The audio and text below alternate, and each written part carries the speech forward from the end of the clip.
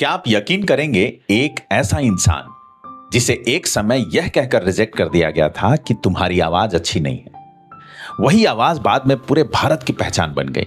एक ऐसा इंसान जिसकी लगातार 12 फिल्में फ्लॉप हुई, जो करोड़ के कर्ज में डूब गया, जिसके घर के बाहर लोग पैसे मांगने खड़े रहते थे और जिसे दुनिया खत्म मान चुकी थी, वही इंसान फिर से उठा और इतना उठा कि इतिहास बन गया। दोस्तों, आज की यह कहानी सिर्फ सक्सेस की नहीं है, यह कहानी है सेल्फ बिलीफ की, माइंडसेट की, वाइब्रेशन की और उस इंसान की जिसने परिस्थितियों को अपनी पहचान नहीं बनने दिया। आज हम बात कर रहे हैं none other than millennium star Amitabh Bachchan ji की। यकीन मानिए, इस वीडियो के बाद आप फेल्यूर को अलग नजर से देखना शुरू कर देंगे। नमस्कार दोस्तों, मेरा नाम रितेश शर्मा है और मैं law of attraction and mindset coach हूं। अगर आप इस चैनल पर नए हैं तो इसको सब्सक्राइब जरूर कीजिए और मेरे पुराने वीडियो को देखिए, जहां पे मैं लॉ ऑफ अट्रैक्शन और मनी माइंडसेट से रिलेटेड बहुत सारे वीडियो अपलोड कर रखा हूं, क्योंकि यहां बातें सिंपल होती हैं लेकिन इंपैक्ट बहुत बड़ा आता है। राइट? चलिए, आज की यह कहानी हर उस इंसान के लिए है जो इस समय स्ट्रगल कर रहा है, जिसे लगता है कि जिंदगी उसके खिलाफ है, जिसे लगता है कि शायद अब कुछ नहीं बदल सकता।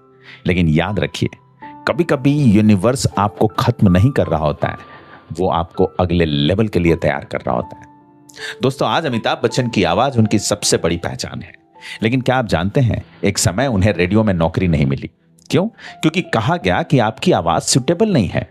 जरा सोचिए, जिस आवाज को आज करोड़ों लोग सुनना पसंद करते हैं, उसी आवाज को रिजेक्ट कर दिया गया था। अब यहां दो रास्ते थे उनके लिए। या तो वो मान लेते कि शायद मैं लायक ही नहीं, या फिर वो अपने अंदर की आवाज पर भरोसा करते और उन्होंने अपने अंदर की आवाज पर भरोसा किया। यही वो पॉइंट है जहां जिंदगी बदलती है। हर सक्सेसफुल इंसान की जिंदगी में एक मोमेंट आता है जब पूरी दुनिया डाउट करती है, लेकिन वो खुद पर डाउट नहीं करता। अमिताभ बच्चन लंबे थे, उनके लुक उस समय के हीरो जैसा नहीं था। कई लोगों ने कहा यह हीरो मटेरियल ही नहीं है, यह नहीं चलेगा। लेकिन दोस्तों, दुनिया आपको पहले रिजेक्ट करती है, फिर वही दुनिया आपको सेलिब्रेट करती है, अगर आप बीच में खुद को रिजेक्ट ना करें तो। राइट? मुंबई आने के बाद उन्होंने स्ट्रगल शुरू किया, छोटे रोल्स किए, कई ऑडिशन दिए, लेकिन सक्सेस नहीं मिली। उनकी कई फिल्में लगातार फ्लॉप हुई। अब जस्ट इमेजिन कीजिए कि एक इंसान पूरी मेहनत कर रहा है, लेकिन रिजल्ट्स नहीं आ रहे हैं। यह वही जगह है जहां ज्यादातर लोग टूट जाते हैं। लेकिन अमिताभ बच्चन ने एक चीज नहीं छोड़ी, बिलीव, विश्वास। उन्हें शायद यह नहीं पता था कि सक्सेस कब आएगी, लेकिन उन्हें इतना जरूर पता था कि हार नहीं मानेंगे। फिर एक फिल्म आई जंजीर, और यहीं से सब बदल गया। लोगों ने पहली बार उनके अंदर का एंग्री यंग मैन देखा। उनकी आवाज, उनकी पर्सनालिटी, उनकी एनर्जी, सब कुछ लोगों से कनेक्ट करने लगा और धीरे धीरे वो सिर्फ एक्टर नहीं रहे, वो भारत के इमोशंस बन गए। लेकिन दोस्तों, यह कहानी यहीं खत्म नहीं होती है। असल लेसन अब शुरू होता है, क्योंकि कई बार सक्सेस के बाद जिंदगी सबसे बड़ी परीक्षा लेती है।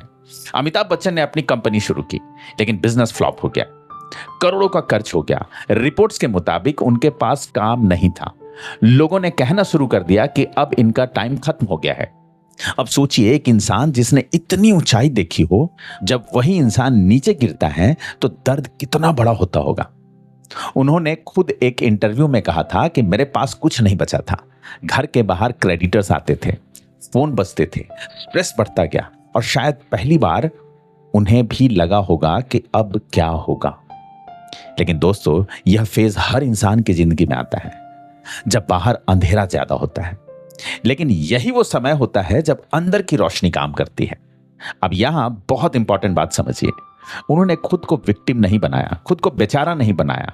उन्होंने ये नहीं कहा कि मेरी किस्मत खराब है, अब सब खत्म हो गया। उन्होंने एक्शन लिया और फिर उन्होंने एक डिसीजन लिया जिसने उनकी जिंदगी फिर बदल दी। उन्होंने टीवी पर आने का फैसला किया। उस समय बड़े फिल्म एक्टर्स टीवी नहीं करते थे, लोगों ने क्रिटिसाइज किया, लेकिन उन्होंने ईगो नहीं चुना, उन्होंने नया रास्ता चुना। और फिर आया कौन बनेगा करोड़पति। केबीसी सिर्फ एक शो नहीं था, वो उनका रीबर्थ था। उनकी एनर्जी, उनकी सिंप्लिसिटी, उनकी आवाज फिर से लोगों के दिल में उतर गई और एक बार फिर अमिताभ बच्चन उठ खड़े हुए। यही लॉ ऑफ अट्रैक्शन का सबसे बड़ा लेसन छुपा है। जब आपका सेल्फ बिलीफ जिंदा रहता है तो यूनिवर्स नए रास्ते खोल देता है।